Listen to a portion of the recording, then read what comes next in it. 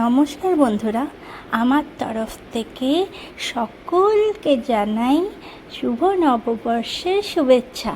আর গুরুজনেদের জানাই প্রণাম। সবাই আমার প্রণাম গ্রহণ করবেন। আর আজকে ছিল নববর্ষের জন্য হালখাতা।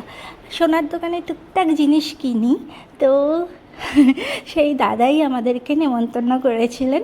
তো আজকে এসে গেছিলাম সেইখানেই আর কি। তো এখানেই আমি, আমার শাশুড়ি মা, আমার হাজব্যান্ড মিলে এসেছিলাম। এই হলেন নীল চুড়িদার পরে, উনি আমার শাশুড়ি মা। আর এই হলো সেই সোনার দোকান। তো সেখানে চলে এসেছিলাম। এবার দাদা কয়েকটা কুপন দিয়েছিলেন, এখানে অনেক রকমের উনি খাবারের আয়োজন করেছিলেন। তো এই দেখুন, আমি কুপনগুলো সব ছিঁড়ছিলাম আর কি, আমার শাশুড়ি মায়ের জন্য আর হাজব্যান্ড আর আমার তিনজনারই 12টা ছিল টোটাল কুপন।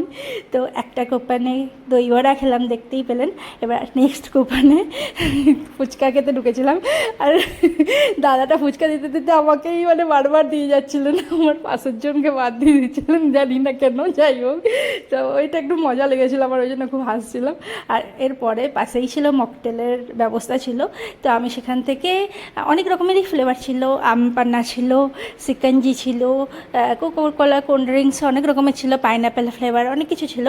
আমি আম পান্নাটা নিলাম, কেননা আমার আম পান্নাটা আর ভার্জিন মোহিতোটা খুবই ভালো লাগে। তো ভার্জিন মোহিতো অনেকবারই খাওয়া হয়, আম পান্নাটা তো এবারে নতুন আর কি, এবারে গরমকাল মানে আম পান্নাটাই বেশি। তো এবারে আমি দেখো ফ্যানের তলায়, এতটাই গরম পড়েছে, ফ্যানের তলায় দাঁড়িয়ে দাঁড়িয়ে একটু আম পান্নাটা খেয়ে নিলাম, বেশ আরাম হলো অনেকটাই। তো এরপরে বাড়ি যাওয়ার পালা, সব কিছুই খেয়ে ফেলেছি, অনেক কিছুই খেয়ে ফেলেছি। লাস্টে কুলফির ব্যবস্থাও ছিল, তো একটা কুলফি আর কি হাতে নিয়ে এবার ধীরে ধীরে চলো বাড়ি যাই।